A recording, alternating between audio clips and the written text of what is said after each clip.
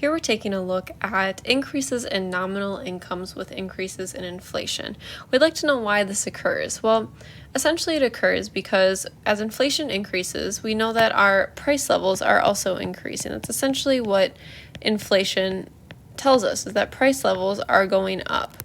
Well, if we want to maintain the same purchasing power today as we did last year, we want to make sure that our incomes have adjusted for those increases in price levels, which are oftentimes inevitable. We're pretty likely to see inflation over periods of time. It's fairly steady.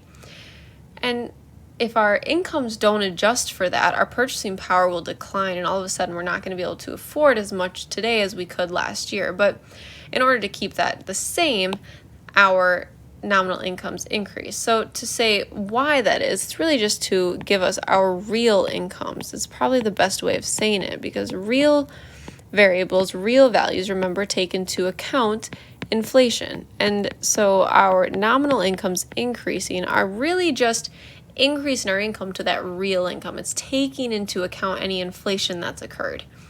Now, our purchasing power, again, it won't increase. It's going to be unchanged, and that's going to be as a result of the fact that our nominal incomes are increasing proportionately to the increase in price levels. So an important notion to remember is, according to price levels and inflation, let's take inflation. If inflation increases, our nominal incomes should increase as well. Whereas if inflation were to decrease, our nominal incomes are likely to decrease as well. And all of this is to keep our purchasing power at the same level playing field. That way, over time, we're not forced to purchase less just simply because we can't afford it, and vice versa, right? We want to maintain a level purchasing power. So that's why inflation and nominal incomes tend to move together.